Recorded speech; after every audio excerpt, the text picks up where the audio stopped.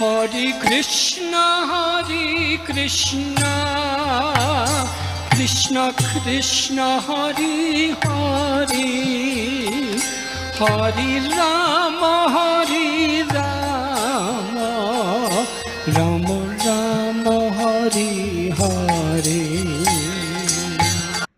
ओम अज्ञानातिमिरन्धस्य ज्ञानाञ्जनशलाकया चक्षुरुन्मीलितं येन तस्मै श्रीगुरुवे नमः। श्रीचैतन्यमनोभीष्टं स्थापितं येन भूतले स्वयं रूपः कदा मह्यं ददाति स्वपदान्तिकम्। वन्देऽहं श्रीगुरु श्रीयुतपदकमलं श्रीगुरुं वैष्णवांश श्रीरूपं साग्रजातं सहगणा रघुनाथान्वितं तं सजीवं साद्वैतं सावधूतं परिजनसहितं कृष्णचैतन्यदेवं श्रीराधा कृष्णपादां सहगणा ललिता श्रीविशाखान्वितांश्च नमो विष्णुपदाय कृष्णप्रस्थाय भूतले श्रीमते भक्तिवेदांत स्वामिनिति नामिने। नमस्ते सरस्वती देवे गौरवाणी प्रचारिणे निर्विशेषा शून्यवादी पाश्चात्य देशतारिणे वाञ्छाकल्पतरुभ्यश्च कृपा सिन्धुभ्येव च पतितानां पावनेभ्यो वैष्णवेभ्यो नमो नमः। जय श्री कृष्ण चैतन्य प्रभु नित्यानंद श्री अद्वैत गदाधर शिवासादि गौर भक्तवृंद। हरे कृष्णा कृष्णा कृष्णा हरे हरे, हरे राम राम राम हरे हरे। हरे कृष्ण प्रभु जी दंडवत प्रणाम। हरे कृष्णा प्रभु जी दंडवत प्रणाम। हरे कृष्णा प्रभु दंडवत प्रणाम। हरे कृष्णा प्रभु जी दंडवत प्रणाम। हरे कृष्णा दंडवत प्रणाम। ओम नमो भगवते हरे कृष्णा दंडवत प्रणाम। हरे कृष्ण। ओम नमो भगवते वासुदेवाय। ओम नमो भगवते वासुदेवाय। नारायणं नमस्कृते नरं चैव नरोत्तमं देवीं सरस्वतीं व्यासं ततो जयमुदीरये। नष्टप्रायेषु भद्रेषु नित्यं भागवत सेवया भगवते उत्तम श्लोके भक्तिर्भवति नैष्टिकी। कृष्णाय वासुदेवाय देवकी नंदनाय च नंदगोपकुमाराय गोविंदाय नमो नमः। हरे कृष्ण।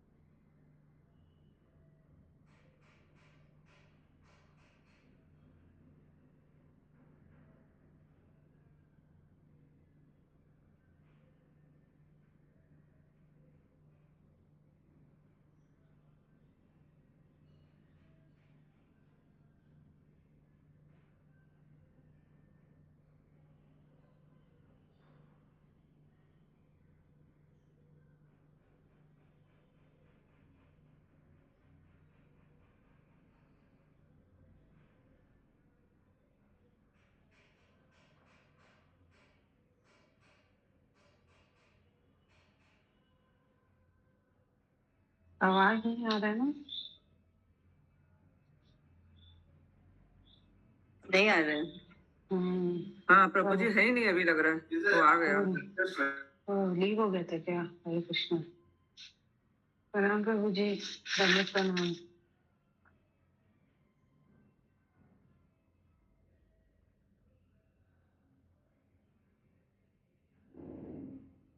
कल हम श्रवण कर रहे थे श्रीमद् भागवतम के पहले स्कंद के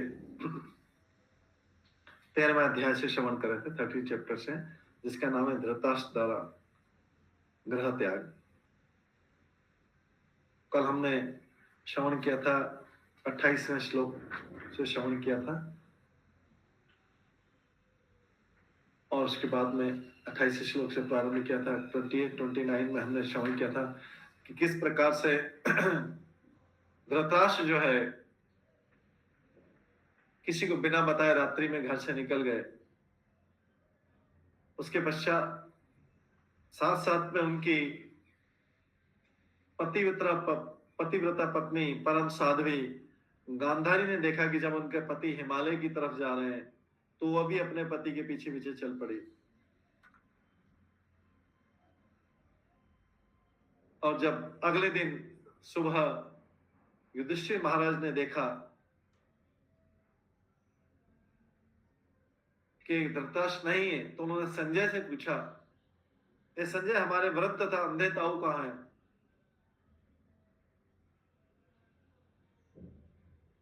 और वो सोचने लगे कि मेरे ताई ताऊ जी इसलिए चले गए कि मैं उनकी सेवा नहीं कर पाया, मैं अत्यंत कृतज्ञ हूं। तो ये हमने कल श्रवण किया था कि युधिष्ठिर महाराज इसके लिए अपने आप को दोषी ठहरा रहे हैं। और कल हमने शिक्षा ग्रहण की थी कि एक श्रेष्ठ मनुष्य तथा भगवत भक्त का ऐसा ही स्वभाव होता है, वह अपने ही दोषों को खोजने का प्रयास करता है और जहां तक संभव हो अपने ही दोषों को उन्हें सुधारने का प्रयास करता है। वह दूसरों में दोष देखने के सबसे पहले अपने में ही दोष देखता है और उसे सुधारने का प्रयास करता है। ये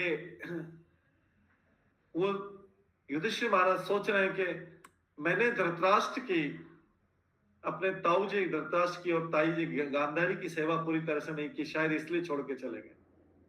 जबकि वास्तव में धृतराष्ट्र जो है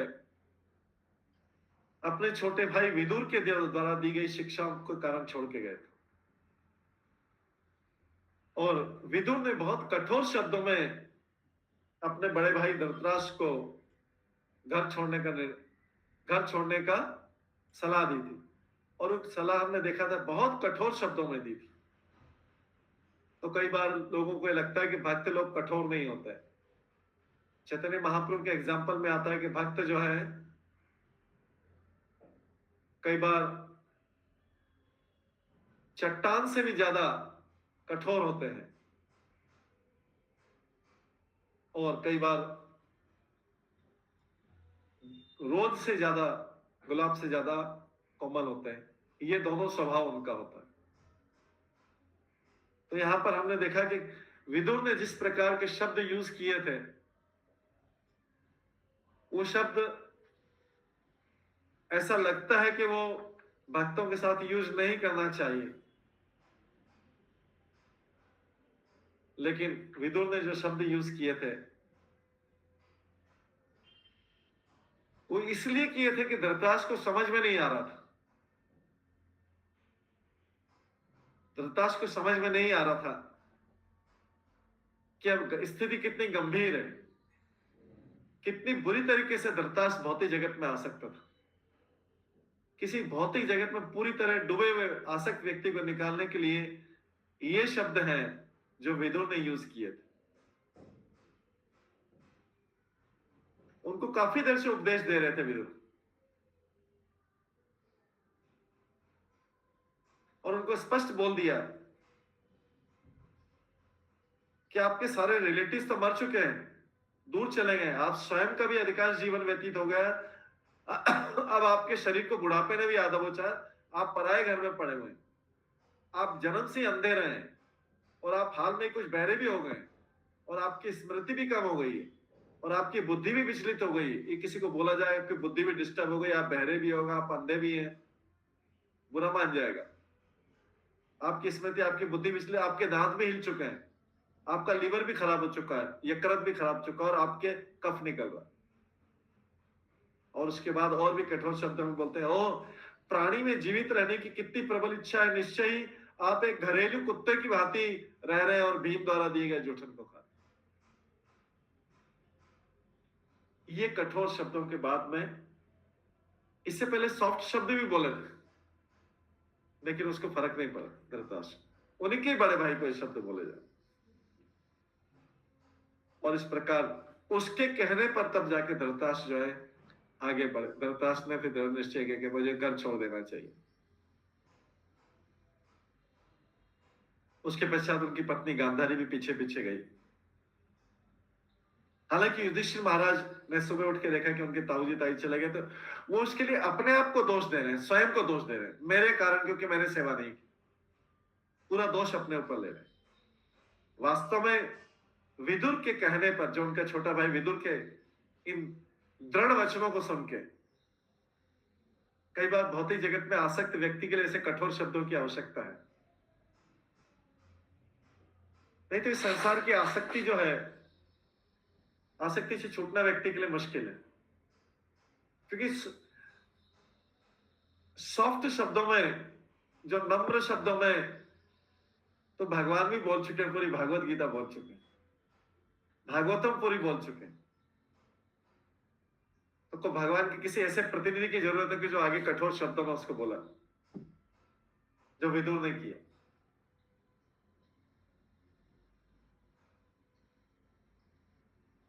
अब इसके पश्चात जब हमने सुना युधिष्ठिर पछता रहे हैं कि मेरे से क्या गलती हुई जो चले गए मेरे धृतराष्ट्र का, इसके बाद सुत, आज हम शुरू करेंगे 35 श्लोक से। सुत वाचा कृपया स्नेह वैकल्व्यात सूत विरह कर्षितः आत्मेश्वरम अचक्षणान् प्रत्याहय अति पीड़ित।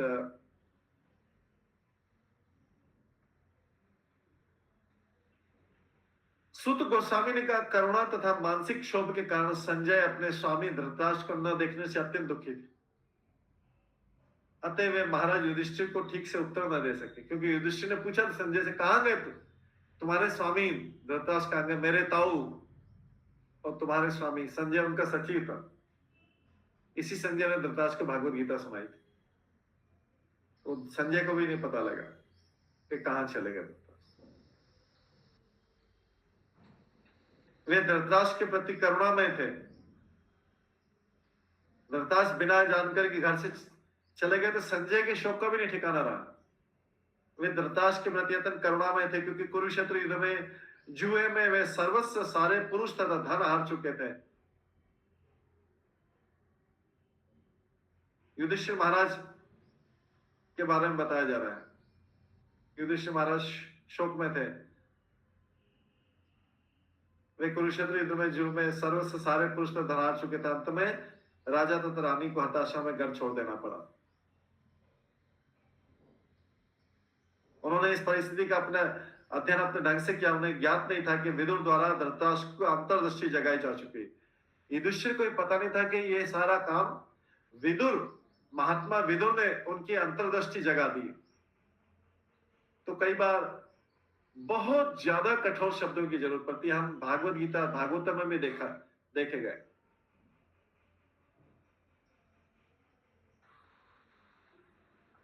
इनफैक्ट कई बार पशुओं में, सारे पशुओं का शब्द यूज किया गया मनुष्य को समझाने के लिए। ये आसक्ति, ये सांसारिक आसक्ति इतनी प्रबल रहती है, इतनी प्रबल रहती है, इतनी ज्यादा प्रबल रहती है कि इससे व्यक्ति निकलना बहुत मुश्किल है। तो भागवत में एक जगह ऐसे व्यक्ति को कहा गया गधा, सुअर, ऊंट और कुत्ता। ऐसे एक श्लोक में 4 शब्दों का यूज किया गया।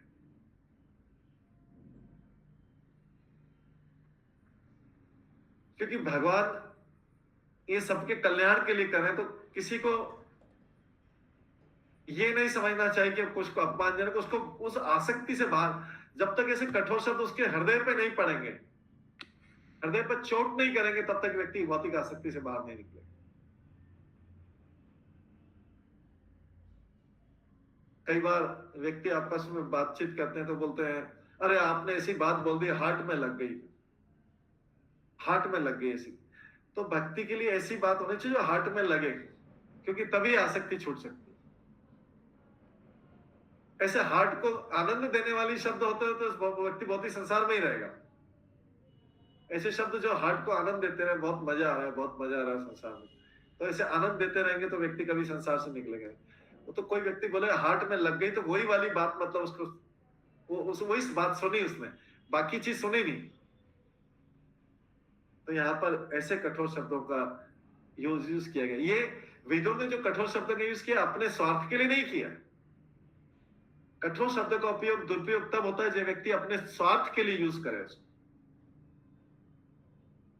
तो यहाँ पे विदुर ने जो कुत्तों जैसे खा रहे हो ऐसे शब्द का उपयोग किया, ये अपने लिए नहीं किया, यही धृतराष्ट्र को यही शब्द लगे हृदय में और इस शब्द के कारण हो गया। नहीं तो धृतराष्ट्र जाता नहीं। अगर सॉफ्ट में उसको अच्छे अच्छे शब्दों में कथा सुनाते रहते हैं तो उसको असर नहीं होता, वहीं बैठा रहता, उसकी आसक्ति खत्म नहीं होती।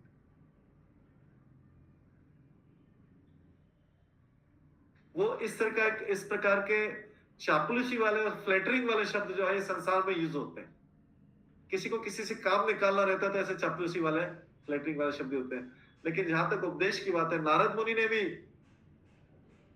राजा पुरंजन को उपदेश दिया था, उसको पूरी कहानी सुनाई थी, पूरी स्टोरी सुनाई थी, फिर भी पूरे राजा पुरंजन को समझ में नहीं, जो राजा पुरंजन की स्टोरी सुनाई थी प्राचीन पारिषद को, वो समझ में नहीं आई थी। फिर उसको और स्टोरी सुनाई, फिर बोला कि ये तुम ही हो।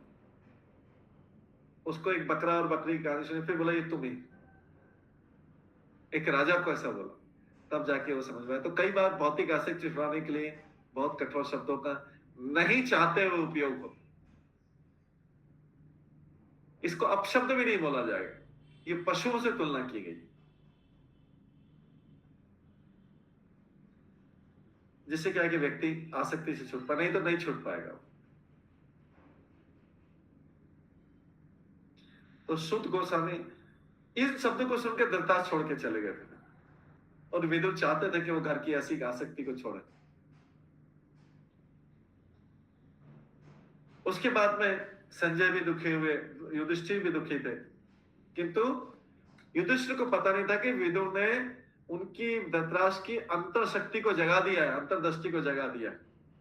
वे ग्रह रूपी अंधे कुएं से निकलकर, ये जो ग्रह मेधी जीवन है इसको अंधा कुआं बोला गया। ये अंधा कुआं इसलिए बोला गया कि ये मनुष्य जीवन जो है भक्ति करने के लिए मिला है। लेकिन अगर कोई व्यक्ति सारे समय संसार में डूबा रहे, केवल मात्र इंद्रिय तृप्ति करता रहे, केवल मात्र अपने सुख का साधन ढूंढता रहे, अलग अलग तरीके से सुख का साधन होता है, कैसे मैं संसार में सुखी रहूं, कैसे मैं मन अपना इधर उधर लगाऊं संसार में, अलग अलग तरीके से लगाऊं, क्योंकि भगवान में मन लगता नहीं, तो कैसे मैं संसार में अपने आप को एंगेज रखूं, इसमें लगाऊं, उसमें लगाऊं, उसमें लगाऊं, मन उसमें लगाऊं। तो इसलिए इसको अंधा कुआं बोला गया, क्योंकि इसमें व्यक्ति का बाहर निकलना बहुत मुश्किल है। एक बार व्यक्ति इसमें जो फंस जाए उसको बाहर निकलना बहुत मुश्किल रहता है।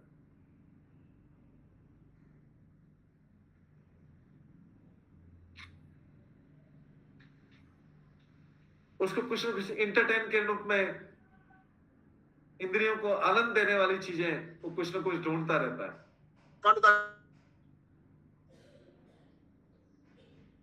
तो यहां पर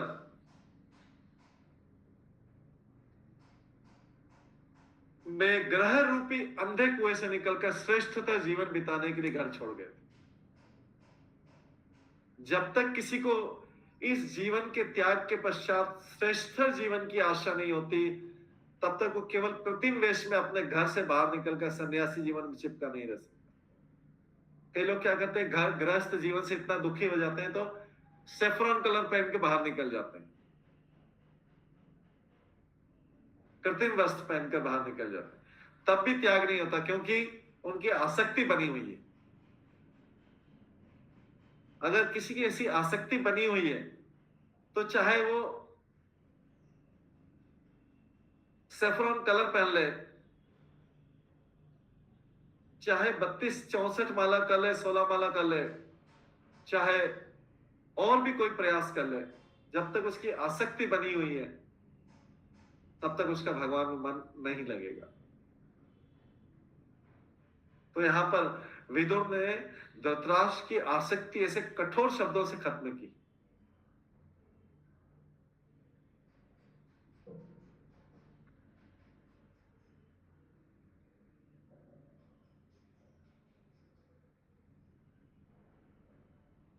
इसके वैसे 36वें श्लोक में आता है, विमृज्य अश्रुणि पाणिभ्याम विशभ्य आत्मानम आत्मना अजात शत्रुम प्रत्युच्चे प्रभो पादो अनुस्मरण। तो युधिष्ठिर ने पहले उन्होंने अपनी बुद्धि द्वारा अपने मन को शांत किया, क्योंकि युधिष्ठिर को दुख हो रहा था कि मेरे ताऊजी धृतराष्ट्र चले गए हैं।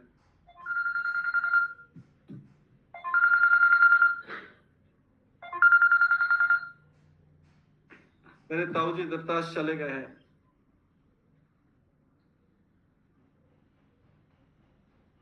फिर अश्रु पोंछते हुए तथा अपने स्वामी धृतराष्ट्र के चरणों का स्मरण करते हुए महाराज युधिष्ठिर को उत्तर देने लगे।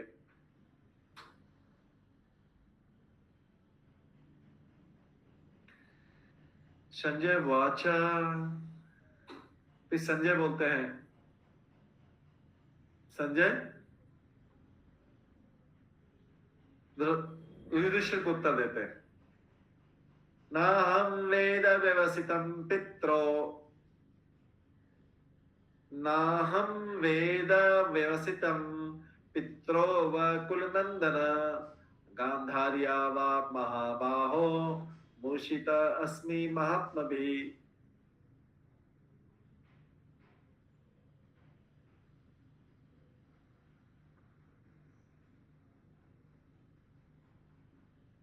ना हम वेद व्यवसितम पित्रो व कुल नंदन, गांधार्य व महाभाव मूषिता अस्मि महात्मभिः।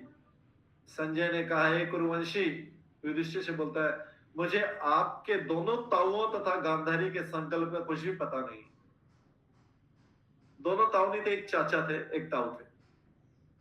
तो विदुर भी चले गए तुलसी साइन छोड़ के, धृतराष्ट्र को भेज दिया और फिर स्वयं भी चले गए, क्योंकि उनका काम हो गया। विदुर का काम, महात्मा का काम यही रहता है। महात्मा का काम क्या रहता है? अपना काम किया, उपदेश दिया और आगे बढ़े। तो कुरुवंशी, मुझे आपके दोनों ताऊओं तथा गांधारी के संकल्प का कुछ भी पता नहीं था। संजय बोलता, मुझे कुछ भी पता नहीं कि क्यों चले गए, कहां चले गए। हे राजन, उन महात्माओं द्वारा तो मैं भी ठगा गया। ये दोनों ही महात्मा चले गए। अब तो धृतराष्ट्र को भी महात्मा बोल रहा है, क्योंकि धृतराष्ट्र भी तो चले गए वन में, और विदुर तो महात्मा था ही सही। राजन, दोनों महात्मा द्वारा मैं तो ठगा गया। तो जानकर आश्चर्य हुआ कि महात्मा अन्यों को धोखा देते हैं। तो सबको ये सुनकर आश्चर्य कि महात्मा भी बोल रहे हैं और ठगा भी गए। महात्मा दूसरों को देते हैं, महात्मा अन्यों को धोखा देते हैं। वास्तव में उनका धोखा देने का मतलब है कि महान कार्यों के लिए अन्यों को ठगते हैं। महान कार्यों के लिए अन्य को ठगते हैं। क्यों? जैसे सारे भक्त लोग होते हैं, बोलते हैं पहले चैंटिंग करो, फिर चैंटिंग करते हैं, फिर बोलते हैं 1 माला करो, फिर बोलो 2 माला करो, फिर बोलते हैं 4 माला करो, फिर बोलते हैं धीरे धीरे बोलते हैं 16 माला करो, और साथ साथ में भी बोलते रहते 4 नियमों का पालन करो। तो महात्मा लोग भी ठगने का काम करते हैं, लेकिन ये वास्तव में ठगना व्यक्ति के लिए कल्याणकारी, क्योंकि ऐसे मानता नहीं। ऐसे कोई व्यक्ति मानेगा नहीं, तो पहले उसको 1 माला कराई, फिर 2 माला कराई, फिर 4 माला कराई, फिर 8 माला, फिर बोले 16 माला, फिर बोलते हैं कि आप कंठी माला भी पहना, और फिर बोलते हैं फिर आप ये सारे चाय भी छोड़ दो, तंबाकू, बीड़ी, पान सब कुछ छोड़ दो, एक एक करके सब छुड़वा भी देते हैं। फिर बोलते हैं दीक्षा भी ले लो, फिर आप प्रतिज्ञा भी कर लो कि 16 माला करेंगे। तो ये भी ठगने का कार्य है, लेकिन ये ठगने का कार्य व्यक्ति के कल्याण के लिए, ये व्यक्ति के कल्याण के लिए है। तो महात्मा भी महान कार्यों के लिए अन्यों को ठगते हैं। कहा जाता है कि भगवान कृष्ण ने युधिष्ठिर को सलाह दी थी कि वे द्रोणाचार्य के समक्ष असत्य बोले। कृष्ण ने भी युधिष्ठिर को बोला था। कृष्ण ने युधिष्ठिर को झूठ बोलने की सलाह दी थी, लेकिन किसके लिए किया था? महान कार्य के लिए किया था। हाँ, तो प्रभु बता रहे कि जैसे कड़वी दवा को कैप्सूल में भर के दिया जाता है, या होम्योपैथिक वाले जो है दवाई को के ऊपर शुगर की कोटिंग लगा देते हैं। तो पहले शुगर की कोटिंग लगाना पड़ता है, फिर उसके बाद व्यक्ति इसको खाता है। ऐसी कैप्सूल में दवाई जाती है, अंदर से कड़वी होती है, क्योंकि ये जगत में व्यक्ति को सही रास्ते पर ले जाना तो भी यही तरीका है, क्योंकि हर व्यक्ति संसार में भ्रमित है। उसको जो माया के कारण भ्रमित है। माया क्या करती, सत्य को असत्य बताती और असत्य को सत्य बताती, जैसा कि कल हमने बताया। तो अगर किसी को स्पष्ट बोला जाएगा आपको 16 माला चामियन करना पहले दिन से बोला जाएगा तो स्वीकार नहीं करेगा, क्योंकि सत्य तो यही है कि आपको माला का जप करना है।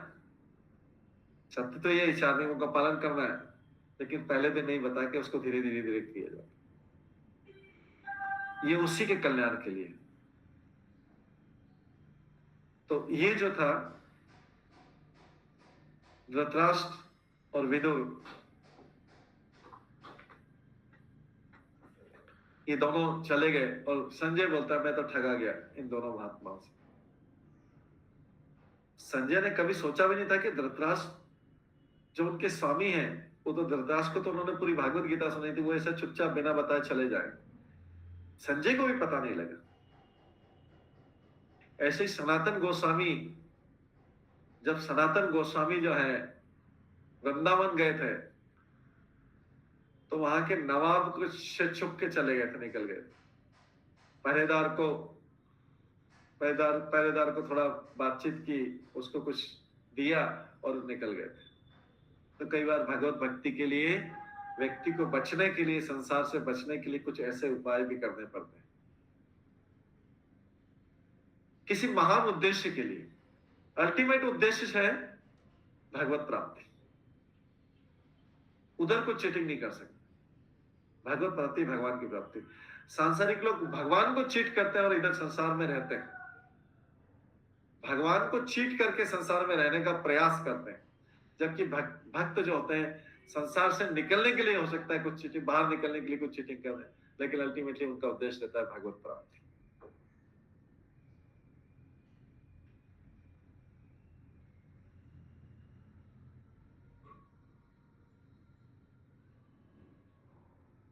प्रभुपाद बोलते हैं हमने भी परिवार वालों को धोखा दिया, श्रीमद् भागवत में सेवा लगने के लिए घर छोड़ा था। ये एक ऐसा महान कार्य है जिसमें ऐसी चीज की आवश्यकता है। ये जन कल्याण का कार्य। ये संसार ऐसा है, अंधा कुआं, इसमें से निकलना अदरवाइज बहुत मुश्किल, बहुत मुश्किल काम है संसार से बाहर निकलना।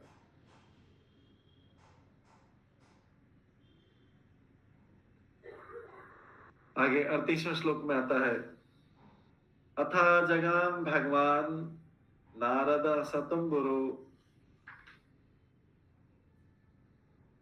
प्रत्युत्थाय अभिवाद्याः सनुजाभ्यर्चयन् मुनीन्।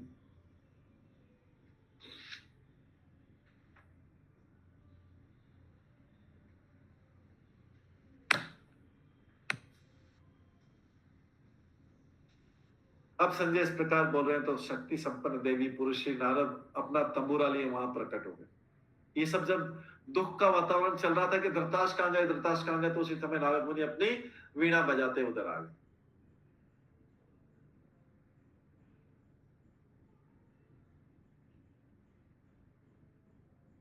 नारद मुनि बजाए वीणा राधिका रमण।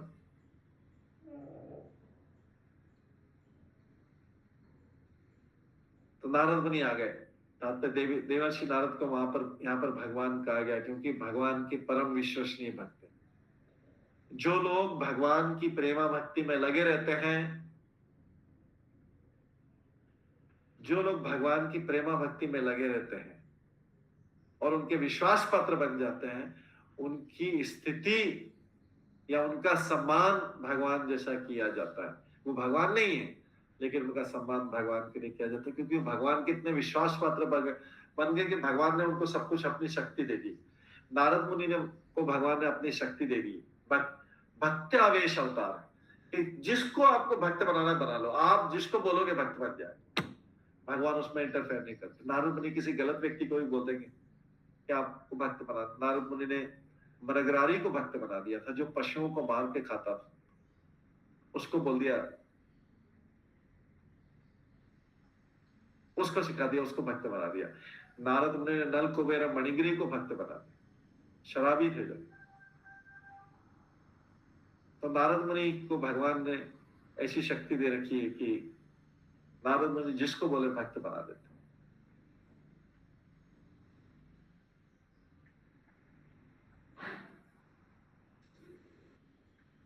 क्यों नारद मुनि भगवान के यश का हमेशा गुणगान करते रहते?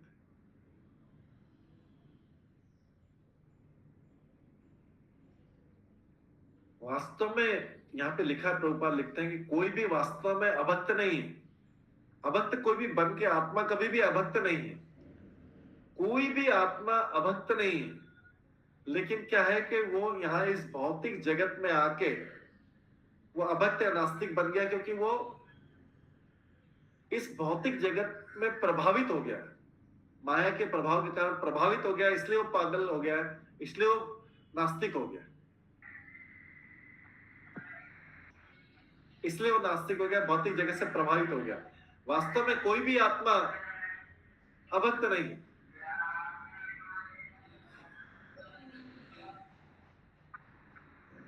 वो अपनी इंटेलिजेंस खो बैठा है, इसलिए कोई व्यक्ति यहाँ पे बुद्धि खो बैठा है, इसलिए यहाँ पे आके अभक्त बन जाता है। तो भगवान के भक्त क्या करते हैं? उसका इलाज करते हैं। जैसे कोई व्यक्ति पागल हो जाए तो उसको क्या मेंटल हॉस्पिटल में एडमिट किया जाता है। वहां पे उसको इलेक्ट्रिक शॉक देके अलग अलग तरीके से उसका इलाज किया जाता है, जिससे वो अपनी नेचुरल पोजीशन पे आ जाए, स्वाभाविक, इससे स्वाभाविक स्थिति में आ जाए। इसी प्रकार से संसार में जो बड़े बड़े झटके लगते हैं व्यक्ति को, अलग अलग तरीके से झटके लगते हैं, वो शॉक है, इलेक्ट्रिक शॉक, जिससे क्या है कि वो मेंटली ठीक हो जाए और भगवान की शरण में चला जाए। ओरिजिनली व्यक्ति पागल नहीं था, लेकिन संसार में आके वो पागल हो गया और भगवान को भूल गया। पागल इसलिए हो गया कि ओरिजिनल भगवान को जहां से आया था वही भूल गया, उसके बारे में भूल गया, तो इसलिए उसको पागल बोला गया। फिर उसको भक्त लोग उसका इलाज करते हैं, उसको सही स्थिति बुलाते हैं कि आपकी ओरिजिनल पोजीशन ये वाली है। आपका जो आत्मा, जो आप प्रभु और मालिक, पागलों जैसे प्रभु और मालिक बन के घूम रहे हैं, कंट्रोलर बन के घूम रहे हैं, भोक्ता बन के घूम रहे हैं, आप एंजॉय करने के लिए घूम रहे हैं, नियंत्रक बन के घूम रहे हैं, ये पागलपन है। आप उसको शॉक, उसको फिर अलग अलग तरीके से उदाहरण दिया जाता है और उसको भी लाइफ में शॉक लगता है। फिर जाके क्या बोलते हैं? आपकी जो नेचुरल पोजीशन है, आपकी स्वाभाविक स्थिति है कि आप भगवान के दास। बार बार बोला जाए दास है, बोलो दास है, फिर बोलेगा हाँ दास। फिर बार बार याद दिलाएं तो आप दास हो। तो जैसे जो पागलपन वाला कंट्रोलर बन गया था, नियंत्रक बन गया था, भगवान जैसा अपने आप को समझने लगा था, उसको उसके ओरिजिनल पोजीशन में लाया जाता है कि आप दास, और दास के रूप में रहकर भगवान की सेवा करें, इस संसार में भी रहें, तब जाके ये उसकी स्वाभाविक स्थिति। तो उसके पागलपन को हटाया जाता है। पागलपन मतलब वो मालिक है, वो नियंत्रक है, वो लैंडलॉर्ड है, वो कंट्रोलर है, वो ईश्वर है, वो भगवान के बराबर हो सकता है, वो ब्रह्म में विलीन हो जाएगा, ये सब पागलपन वाली अवस्था। उसको बार बार याद दिलाते, दास है, बोलो दास है। उसके नाम के आगे भी दास, जब दीक्षित हो जाता है नाम के आगे दास या दासी लगा दिया। अभी भूलना नहीं कि दास, फिर भी भूल जाता, दीक्षा लेके भी भूल जाता है कि वो दास या दासी। यहाँ पर भक्त लोग जो है ऐसे मोहग्रस्त जीवों का उपचार करते हैं, तो भगवान, वो भक्त भगवान को प्रसन्न कर देते हैं ऐसी क्रिया से। भक्त लोग जब प्रचार करते हैं तो इससे भगवान प्रसन्न हो जाते हैं। भगवान बोलते हैं कि ये मेरे द्वारा भेजे गए जीव कुछ पागल हो गए नीचे जाके, माया के प्रभाव के कारण अपने आप को ईश्वर, कंट्रोलर, नियंत्रक, मालिक मानने लगे, तो मेरे भक्तों ने इनका इलाज कर दिया, तो वो अपने भक्तों से प्रसन्न हो जाते हैं। इसलिए भगवान के भक्त जो अभक्तों को भक्त बनाते हैं, भगवान के भक्त जो भगवान की कृपा से ही अभक्तों को, जो नॉन डिवोटी को डिवोटी बनाते हैं, भगवान को ऐसे भक्त बहुत प्रिय।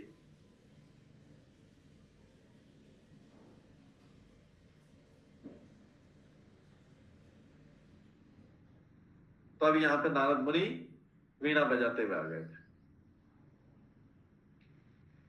अब नारद मुनि यहाँ पे क्या रोल करते हैं देखते हैं। युधिष्ठिर वाचा, 39 श्लोक में युधिष्ठिर बोलते हैं, नाहं वेद गतिम पित्रो भगवन् गतो इतः अम्बावाहत पुत्रार्ता क्व गता च तपस्विनी महाराज युधिष्ठिर ने कहा, तो महाराज युधिष्ठिर ने अपने भाइयों समेत उनका खड़े होकर स्वागत किया था। हालांकि महाराजा युधिष्ठिर तो महाराज युधिष्ठिर तो पूरी पृथ्वी के सम्राट है। महाराज युधिष्ठिर पूरी पृथ्वी के सम्राट है, लेकिन उन्होंने उठ के नारद मुनि का स्वागत किया। ये पहले के बड़े बड़े राजा सम्राट, उनको ये शिक्षा दी जाती थी, उनको शिक्षा दी जाती थी किस तरह से ऋषि मुनियों का, भक्तों का आदर करना। भगवान कृष्ण ने स्वयं अपनी द्वारका लीला शिक्षा दी किस तरीके से। सुदामा जब आया था, सुदामा ब्राह्मण आया था, तो भगवान कृष्ण स्वयं चले आए थे, उनको लेके आए थे, फिर स्वयं उनके अपने हाथों से उनके चरण धोए थे सुदामा ब्राह्मण। यहाँ पर महाराज युधिष्ठिर ने उठकर प्रणाम किया नारद मुनि का और स्वागत किया। और युधिष्ठिर ने नारद मुनि से बोला, है देव पुरुष, मैं नहीं जानता कि मेरे दोनों चाचा कहां चले गए। एक चाचा थे, एक ताऊ थे, एक चाचा थे।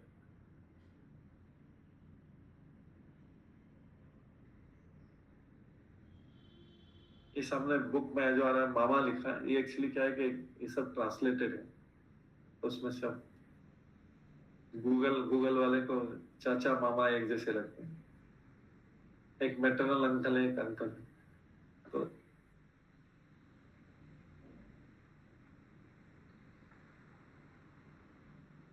यहाँ पर देव पुरुष, मैं नहीं जानता कि मेरे दोनों चाचा कहाँ हैं। इधर देश में एक ताऊ एक चाचा है, न ही मैं अपनी तपस्विनी ताई को देख रहा हूँ। युधिष्ठिर पूछता है नारद मुनि से, क्योंकि नारद मुनि सब जगह भ्रमण करते रहते हैं, सारी खबर उनके पास में ब्रह्मांड में क्या हो रहा है। भगवान को तो करोड़ों करोड़ों करोड़ों ब्रह्मांड की सारी चीजें पता रहती, क्योंकि वो तो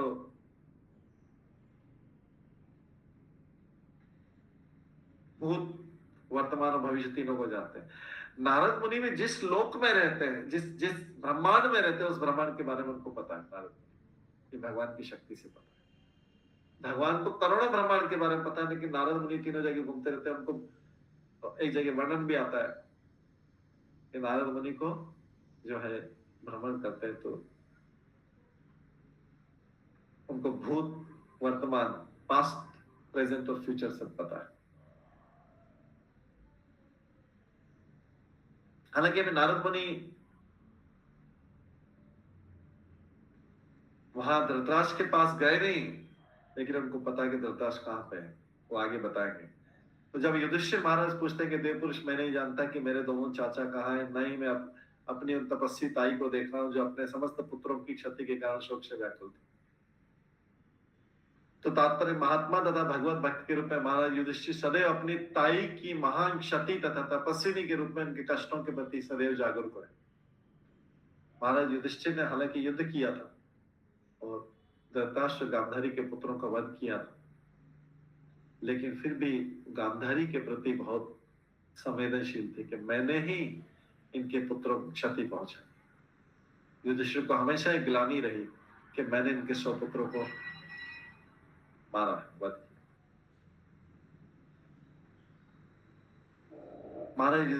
महारानी गांधारी को अद्भुत चक्र के कारण तपस्विनी बोला गया है। वे माता, वे पत्नी तथा तपस्विनी के रूप में एक आदर्श महिला थी और विश्व के इतिहास में ऐसे चरित्र वाली महिलाएं विरली पाई जाती है, ऐसी स्त्रियां विरली पाई जाती है जिनमें गांधारी जैसा गुण। गांधारी तपस्विनी थी, पतिव्रता थी और आदर्श माता, ये सब गुण उनमें।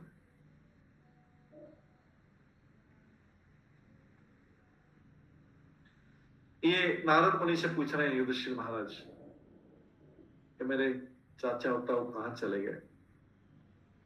कर्णधारा इवापारे भगवान पारदर्शक अथा बभाषे भगवान नारद मुनि सत्तम। नारद मुनि से बोलते हैं युधिष्ठिर महाराज कि आप इस अपार समुद्र में जहाज के कप्तान के समान हैं। आप ही हमें अपने गंतव्य का मार्ग दिखा सकते हैं। इस प्रकार से संबोधित किए जाने पर देव पुरुष नारद कहने लगे, जब युधिष्ठिर महाराज ने प्रार्थना की कि कहाँ चले गए वो सब दोनों चाचा ताऊ, कहाँ चले गए, आप ही हमें मार्ग दिखा सकते हैं और आप तो जहाज के कप्तान के समान, जब ये प्रार्थना की तो आगे नारद मुनि उत्तर देंगे। तो इसमें शिक्षा ये क्या है कि युधिष्ठिर महाराज जैसे बोल रहे हैं नारद मुनि को गुरु के समान समझते। तो गुरु जो होता है वो जहाज का कैप्टन होता है। जहाज क्या है?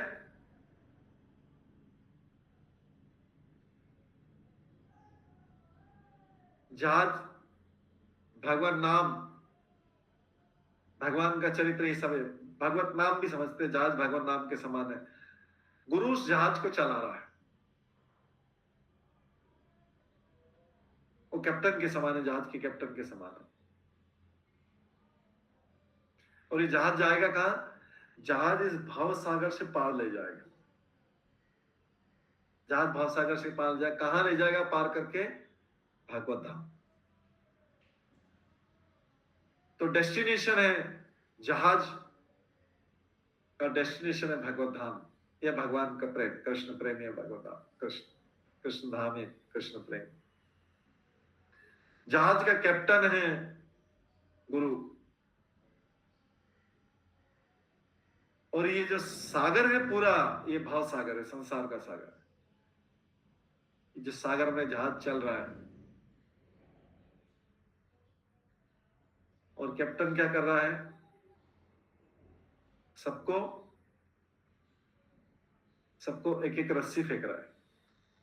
जहाज पे से सबको माता जी बता रही, भागवतम में है, भागवतम के 20वें अध्याय के 17। जहाज में क्या कर रहा है? रस्सी फेंक रहा है। गुरु जी सबको रस्सी फेंक रहा है। तो रस्सी जहाज एक ही चीज है, जहाज में ही रस्सी रहती है। तो जहाज से वो क्या कर रहा है? रस्सी फेंक फेंक के सबको ऊपर खींच के ला रहा है। चलो बैठो जहाज, सब बैठो। भगवान नाम रूपी रस्सी और भगवान के नाम में ही जहाज भी भगवान के नाम के समान ही है। इसी के बिठा के इस पे और सबको ले जा रहा है। चलो, कहाँ चलना है? इस भाव सागर को पार। जहाज भी भगवान नाम ही है जिसमें बैठा के, जिसके, और रस्सी भी भगवान नाम ही। कई जगह दोनों की तुलना अलग अलग की गई, लेकिन दोनों भगवान नाम ही। भगवान नाम की रस्सी लेके उसी में बैठा के जहाज बैठा रहे, वहां पे भगवान नाम ही का, क्योंकि भगवत नाम ही, भगवान का नाम ही या भगवान का श्रवण, नाम श्रवण एक ही है। नाम रूप गुण लीला सबका फल एक ही है। चाहे नाम रूप का दर्शन या गुण, उनके गुण सुनना, उनकी लीला सुनना ही समान ही। तो ये भाव सागर पार करने, और ये अपने गंतव्य का मार्ग दिखा सकते। इस प्रकार से संबोधित किए जाने पर नारद मुनि कहने लगे। नारद मुनि को जब ऐसा बोला तो नारद मुनि कहने लगे, तो सारा जो है नारद मुनि युधिष्ठिर महाराज के महल में कभी कभी आते थे। तो जो साधु लोग आते हैं तो उनके संग से क्या होता है? कुछ ना कुछ अच्छी बात सुनने को मिलती, कुछ अच्छा उपदेश सुनने को मिलता है, कुछ संगति मिलती, उसका फायदा होता है, पॉजिटिव है। तो नारद मुनि आते थे, तो महाराज युधिष्ठिर के महल में अक्सर आया करते थे। और सारे पांडव शुद्ध भक्त थे, आवश्यकता पड़ने पर उन्हें अच्छी सलाह देने के लिए सदैव तैयार रहते थे नारद मुनि। तो अभी नारद क्या बोलते हैं युधिष्ठिर महाराज को? आगे हम श्रवण करते हैं। नारद वाचा 41 श्लोक। मां कंचन शुचराजन, मां कंच शुचराजन, यतीश्वर वशम जगत, लोका सपाला यस्सी में वहंती बलिम ईशितु, सह संयोनक्ति भूतानि सैव वियोनक्ति च।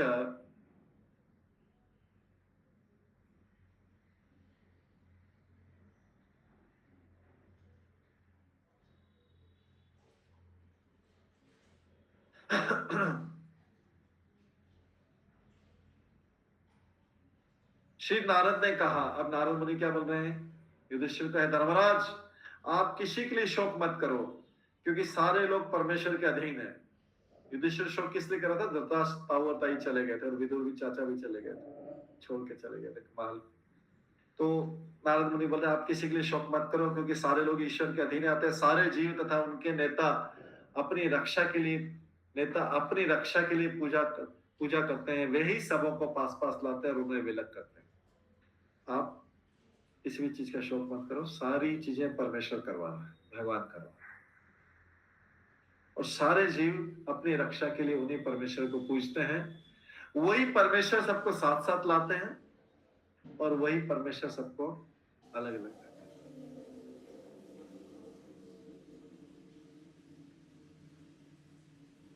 जन्म से पहले किसी का कोई परिवार नहीं था, जन्म के बाद परिवार हुआ उसका, जिस परिवार में जन्म हुआ, उसके बाद विवाह के बाद दूसरा परिवार बना।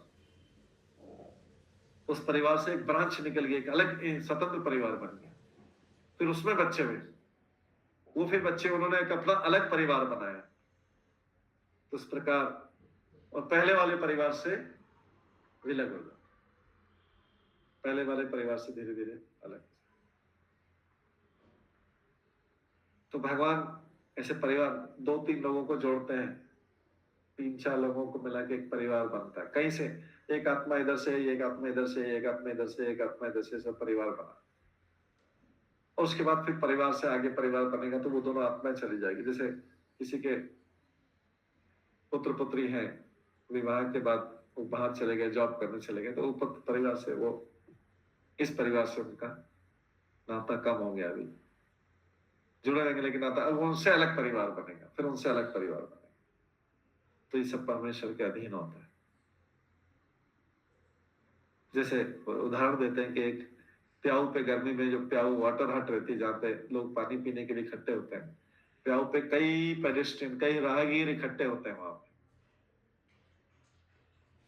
पानी पीने के लिए। पहले में से बहुत ज्यादा होता था कि बहुत भीड़ लगी प्याऊ, अब मैंने तो पानी पीने के लिए इकट्ठे, उसके बाद सब लोग पानी पी के अपना अपना बातचीत करके चले गए, अपने अपने रास्ते चले गए। इसी तरीके से संसार में परिवार बनता है, विवाह होता है, परिवार बनता है, बच्चे उत्पन्न होते हैं, फिर वो परिवार जो है, बच्चे अलग अपना अलग परिवार बसाते हैं, उसके बाद वो अलग परिवार बसाते हैं, और समय आने पर सब लोग अलग हो जाते हैं। किसी की आयु हो गई, किसी के कुछ हुआ, किसी कुछ, सब अलग अलग अलग। तो ये लोग इसी को परमानेंट समझ लेते हैं। ये जो भगवान ने संयोग बनाया है, कॉम्बिनेशन बनाया, दो आत्मा को इधर उधर से इकट्ठा करके इसका इससे विवाह करवाया, उससे फिर 2 बच्चे पैदा करवाए, 3 बच्चे, 4 बच्चे जितने पैदा करवाए, ये करवाए, उसके बाद वो अपना अलग निकाला था। ये तो भगवान ने इकट्ठा किया था, पहले तो नहीं थे, विवाहित होके तो नहीं आए थे कोई भी, लाया गया।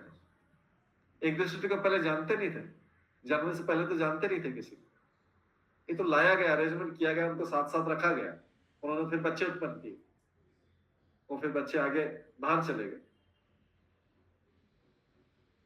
उन्होंने फिर अपने बच्चे उत्पन्न किए। तो लाया गया, तो इसमें परमानेंट जैसी तो कोई चीज नहीं है।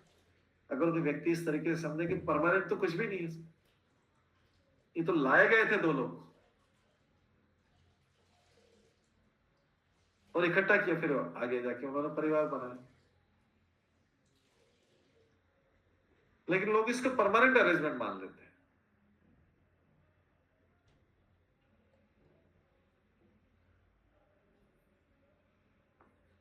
ये जो है नारद मुनि इस तरीके से समझ रहे कि वे ही सबको पास पास लाते हैं और सबको विलग कर देते। नारद मुनि बोले इसमें क्या बड़ी बात है, उसको अलग, लेकिन अलग करने पे सब लोग रोने लगते हैं। पास लाते टाइम रोए नहीं थे, जब साथ में लाए तब नहीं रोते, तब विलग कर दी। भगवान लाए उसको अलग अलग कर दिया, उसमें से एक की डेथ हो गई, एक का कुछ हुआ, एक का कुछ हुआ।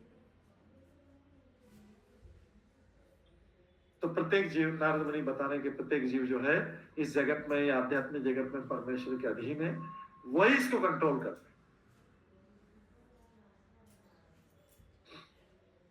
और सबको परमेश्वर की आज्ञा का पालन करना पड़ता है, चाहे चींटी हो चाहे ब्रह्मा हो। लेकिन मूर्ख जीव क्या होता है, वो इस जगत में आसक्त हो जाता है। अरे मेरा परिवार, मेरे बालक, मेरे बच्चे, मेरा परिवार का परिवार, मेरा परिवार, अगर किसी की उसके लिए फिर वो सारे पाप करता है। जैसे उसको परमानेंटली मेरा परिवार, मेरे बच्चे, उसको उससे आसक्त हो जाता है पूरी तरीके से। उसको पता ही नहीं कि जैसे भगवान लाए पास में, ऐसे अलग अलग भी कर देंगे। भाई जिसने जो लाया है साथ में, जिसको लाने का अधिकार, उसको अलग अलग करने का भी अधिकार है। फिर उसके बाद रोना गाना चालू हो जाता है। तो संसार की आसक्ति में, क्योंकि व्यक्ति क्या करता है, उसको भगवान ने बोला नहीं कि मैंने परमानेंट अरेंजमेंट किया। जब दोनों का विवाह करवाया और आगे बच्चे पैदा हुए, कि वो तो ना तो ये परमानेंट है ना ये अरेंजमेंट परमानेंट। भगवान ने ऐसा कहीं किसी को गारंटी काट के दिया था कि मैं तुमको साथ में ला रहा हूं, तो मैं तुमको आगे 1 करोड़ साल तक, 10 करोड़ साल तक मैं तुमको साथ में रखूंगा। उसने मान लिया कि हम साथ में रहेंगे। उसने मान लिया कि हम साथ में रहेंगे। वो खाली मूवी में ही होता है कि हम जन्म जन्म तक साथ में रहेंगे। वो मूवी में गाने में ही होता है खाली साथ साथ में।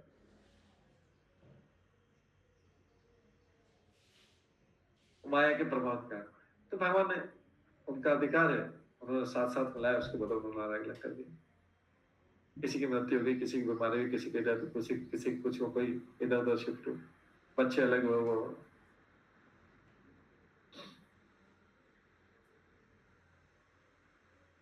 भगवान की आज्ञा से ही सब कुछ चलता है। किसी को पता ही पता। ब्रह्मा, शिव, इंद्र, चंद्र, युधिष्ठिर, या पुराने, ये आधुनिक युग में बड़े बड़े राजा, Napoleon, Akbar, Sikandar, Alexander the great, जो गांधी, सुभाष, नेहरू, सभी भगवान के दास। सबको भगवान ने अलग कर दिया। चाहे अपने देश को स्वतंत्र कराया और नहीं कराया। तो ये बोल सकता मैंने देश को स्वतंत्र कराया, अब तो मुझे देश में रहने का अधिकार है पूरे अगले 1-2 हजार साल तो रहने का अधिकार। उनको भी समय से पहले विदा कर दिया। इससे क्या पता लगता है? कोई बोले कि मैंने देश को स्वतंत्र करवाया तो मेरा अधिकार है इस देश, उनको पहले ही विदा कर दिया। बोले तो इससे क्या पता लग रहा है कि केवल एकमात्र परमेश्वर का ही अधिकार है, भगवान का ही अधिकार है। ये बार बार सारी शिक्षाओं से मिल रहा है। अलेक्जेंडर द ग्रेट पूरे वर्ल्ड को जीत रहा था, बढ़ता गया आगे, बढ़ता गया, बढ़ता गया, बढ़ता गया आगे, वो भी चला गया। भगवान किसी को टिकने ही नहीं देते, क्योंकि सारी पावर होने के साथ में भगवान टिकने, ऐसा नहीं भगवान टिकने देते। भगवान ने ऐसा बोला ही नहीं कि मैं तुमको परमानेंट जगह दे रहा हूं, लेकिन अब तुमने अपनी इच्छा से परमानेंट जगह मान लिया, तुम दास हो। तो दास अगर बार बार, जैसे दास को अगर मर्सिडीज कार में, ड्राइवर को मर्सिडीज कार में बैठा दिया और उससे बोला चला, थोड़े दिन बाद 2 साल हुए, ड्राइवर बोलता है कार मेरी हो गई, कैसे हो जाएगा कार? मालिक ने उसको ड्राइवर के रूप में रखा था। ड्राइवर भूल जाएगा तो किसकी गलती? मालिक की गलती है, ड्राइवर की गलती? ड्राइवर 2 साल बोलेगा अभी 2 साल हो गया, जैसे होता है ना किराएदार मकान में बैठता है तो बोला कि मेरा मकान मेरा हो गया, ऐसे ही कार मेरी होगी। हो सकता है कल में कुछ रुपए ऐसा हो जाए कि मैं कार चला रहा हूँ 2 साल से, 5 साल से चला रहा हूँ, कार मेरी हो गई। कलयुग में संभव है, कुछ भी संभव। लेकिन भगवान क्या संभव? भगवान, हमने स्वयं अपने आप मान लिया कि मैं ही मालिक हो गया, अब मेरे को कुछ छुड़ा नहीं सकते। भगवान थोड़े दिन बाद छुड़ा देते हैं, बोलते असली मालिक मैं ही। तो कोई भी यहाँ पर बताया गया कि इसमें से कोई भी स्वतंत्र नहीं है। एक मुगल औरंगजेब ने अपने पिता को जेल में बंद करा के बैठ गया। पहले पिता राजा था, अभी उसको जेल में बंद कर दिया, बोला मैं राजा। तो उसके पुत्र ने उसको आगे ऐसे चलता है। तो जो मूर्ख व्यक्ति का वही कहता है कि ईश्वर नहीं है। महाराज युधिष्ठिर इस कटु सत्य के प्रति, महाराज युधिष्ठिर को इस कटु सत्य के प्रति आश्वस्त किया जा रहा है, क्योंकि चाचाओं तथा ताई के सहसा चले जाने से वो अत्यधिक व्याकुल थे। महाराज धृतराष्ट्र को यह स्थिति उनके पूर्व कर्मों के अनुसार प्राप्त हुई थी। वे भूतकाल में तमाम कष्ट भोग चुके थे या सुख पा चुके थे, लेकिन सौभाग्य से उनको विदुर जैसा छोटा भाई प्राप्त हुआ था, और उन्होंने उनके उपदेश से मोक्ष प्राप्त करने के लिए संसार के सारे खातों को बंद करके ग्रह कर। जब कोई भगवान की भक्ति में लग जाता है तो धीरे धीरे यहाँ के सारे खाते बंद हो जाते हैं। सामान्यतः किसी की कोई योजना, किसी योजना से अपने सुख और दुख को कोई बदल नहीं सकता। हर एक को काल के सूक्ष्म प्रबंध के अंतर्गत उन्हें उसी रूप में ग्रहण करना पड़ता है। हर एक को सुख और दुख को ग्रहण करना ही पड़ता है। इसका प्रतिरोध करने से कोई लाभ नहीं होगा कि मैं नहीं करूंगा, मैं दुख नहीं भोगना ही पड़ेगा। अतः सर्वश्रेष्ठ बात यह है कि मनुष्य को भगवान के द्वारा भगवत धाम जाने का प्रयास करें, वैदिक आदर्शों का पालन करें, जो उन्नत बुद्धि के सु अवसर का, जो मनुष्य जीवन के सु अवसर का उपयोग करता है। कल हम भजन में सुने थे नरोत्तम दास ने, हरि हरि विफल जन्म गवाइया। तो जो इस सु अवसर का उपयोग नहीं कर पाता वो अधम है। अधम मतलब सबसे नीचे गिरा हुआ है।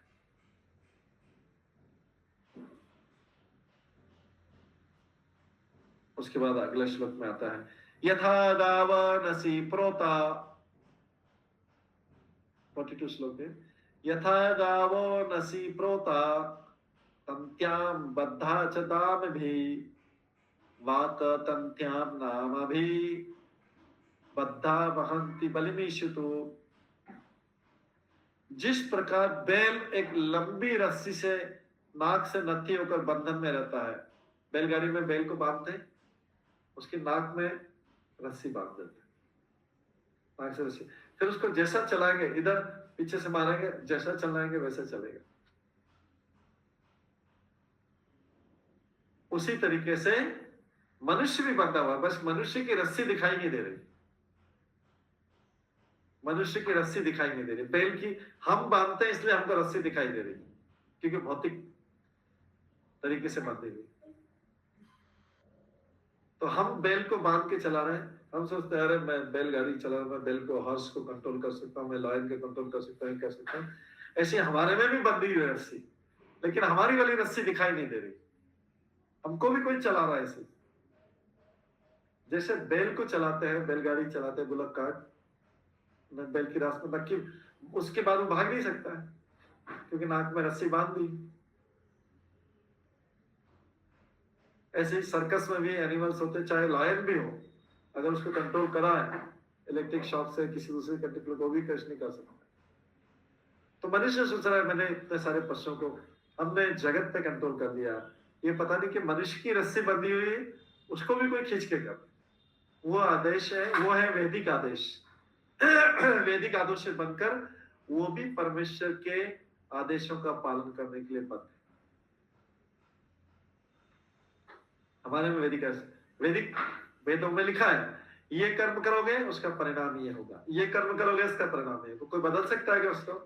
नहीं बदल सकता। भगवान के अलावा कोई जिन्होंने वैदिक वेद ग्रंथ के उच्चारण किया वो ही बदल सकता। तो हम भी वैसे के वैसे ही बंधे हुए हैं, हम वैदिक आदेशों से बंधे हुए, हमारी रस्सी दिखाई नहीं दे रही। सबको परिणाम वैसे ही मिलता है ना, उसी के अनुसार परिणाम मिलता है, जैसा कर्म करता है वैसा परिणाम। तो हर कोई, हम मनुष्य सोचता है कि मैंने बहुत सारे पशुओं को कंट्रोल कर लिया। अब उसको पता नहीं कि उस स्वयं भी कंट्रोल, यही माया है, ये भ्रम है, इससे उसको पता नहीं लगता कि वो भी स्वतंत्र नहीं, वो करता कुछ, चाहता कुछ और है, हो कुछ और जाता है। चाहता तो कुछ बहुत ऊंची ऊंची चीजें है, लेकिन वो कुछ और जाता है। तो इसलिए, लेकिन मनुष्य, पशु को तो समझ में आ गया कि मैं बंधा हुआ हूं, अब वैसा ही करना पड़ेगा, लेकिन मनुष्य को समझ में नहीं आता है, भ्रमित रहता है कि नहीं मैं बंधा हुआ नहीं, मैं किसी भी आदेश से बंधा हुआ, मैं तो जो चाहे कर सकता। तो प्रत्येक जीव, चाहे वो मनुष्य हो या पशु पक्षी, यह सोचता है कि स्वतंत्र, किंतु वास्तव में भगवान के कठोर नियमों से कोई भी स्वतंत्र नहीं है। भगवान के कठोर नियमों से कोई भी स्वतंत्र नहीं है।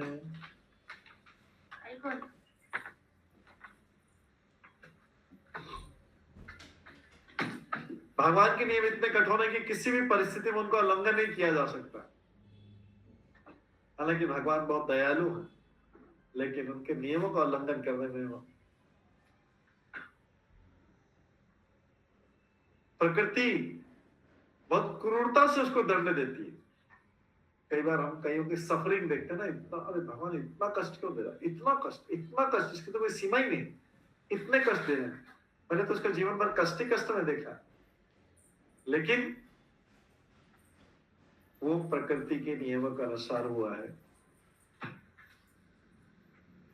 जब कर्म किए जा रहे थे तब उसको ध्यान नहीं था कि इसका परिणाम क्या होगा। जब कष्ट मिलते तो बोलते प्रकृति बहुत क्रूर है, भगवान बहुत क्रूर है।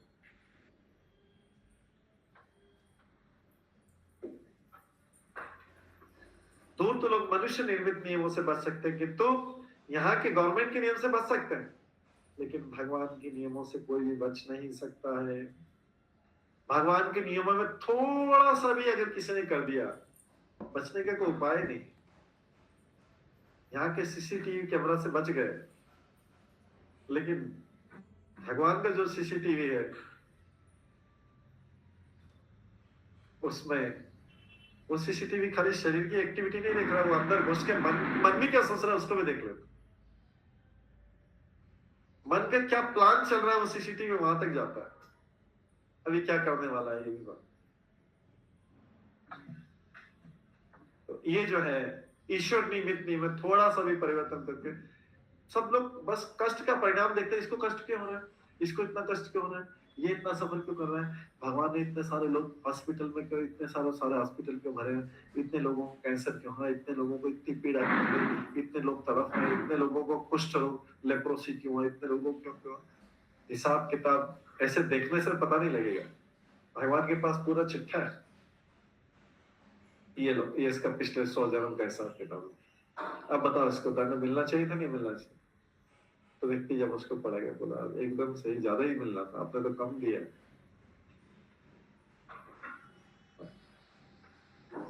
हम किसी को भी दृष्टि देखते थे खाली अपनी थोड़ी सी दृष्टि से देखा, अरे इसको क्यों कष्ट मिल रहा है, इसने तो हमारे सामने कुछ किया ही नहीं। अरे भाई आपसे पहले भी तो था ही, इसने कुछ किया था ना, उसके पहले भी तो जन्म हुए इसके कई, आपने क्या सारे जन्म देखे क्या इसके? हम तो अरे इससे मैंने तो उसको देखा कुछ भी तो नहीं किया था, ये तो पूरा भक्ति करता था, ये तो तिलक तिलक लगाता था पूरा। तो भगवान बोलेंगे ये लोग पूरा हिसाब किताब, तिलक लगाना भी 4 साल पहले स्टार्ट किया है और ये पूरा हिसाब किताब मिलता है। इसको तिलक लगा लेना 100 जन्म पहले लगा लेना, तो पहले का हिसाब किताब कौन करे? तो सारे व्यक्ति की जो प्रतिक्रिया होती है, रिएक्शन होती है, बस खाली सामने जो स्थिति दिख रही है उसको देख के होती। लेकिन भगवान सामने वाली स्थिति वो इस संसार में दिखता है, संसार में जो सामने दिखता है वही स्टेटस है, लेकिन भगवान रियलिटी में क्या किया है वास्तव में वो सारा देख, पूरा हिसाब किताब रहता है।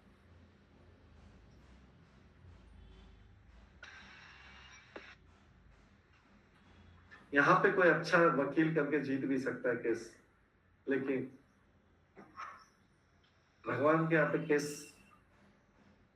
लड़ना के लिए ये वकीलों से काम नहीं चलेगा।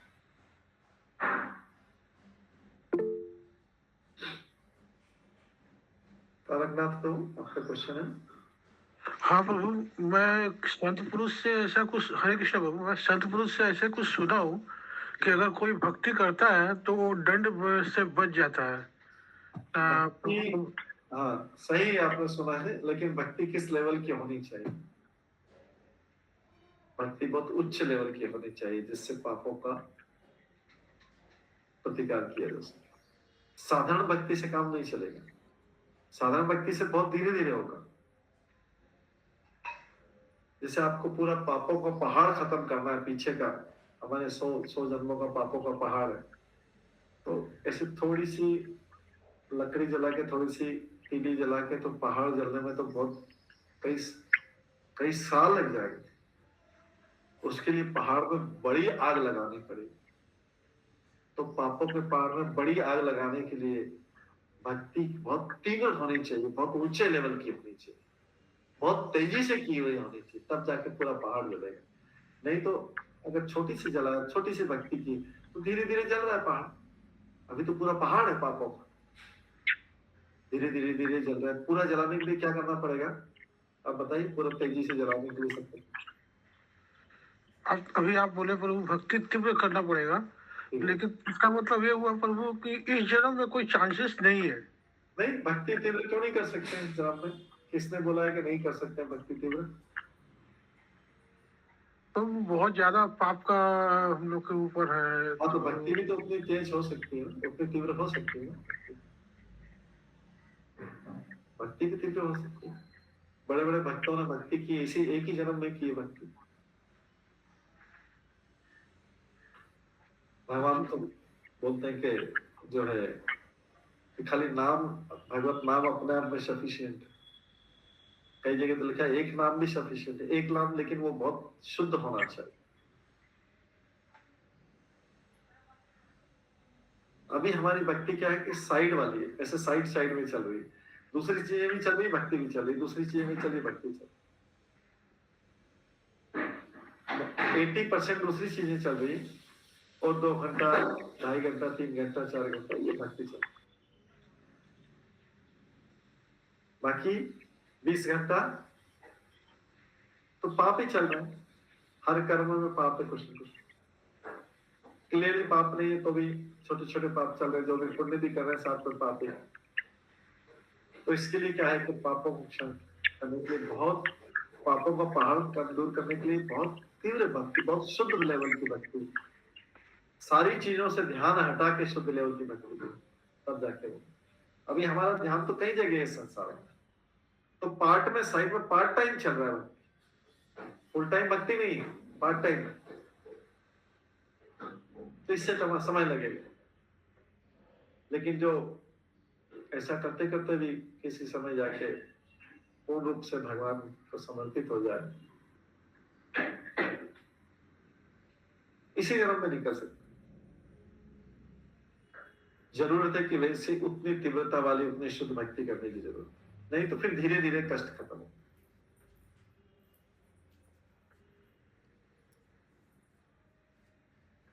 ठीक है, तो आज के तो यहीं पे विराम देते हैं 42 श्लोक तक। इसके बाद जो है आगे 43 श्लोक से हम कल की क्लास में करेंगे। कुछ अच्छे अच्छे उदाहरण दिए, अच्छे अच्छे एग्जाम्पल दिए हैं इसको समझाने के लिए। कल की क्लास में हम और करेंगे। आज की क्लास में पे विराम देते हैं। सभी भक्तों का बहुत बहुत धन्यवाद। सब भक्तों के लिए एक बार हरे कृष्ण महामंत्र का जप करें।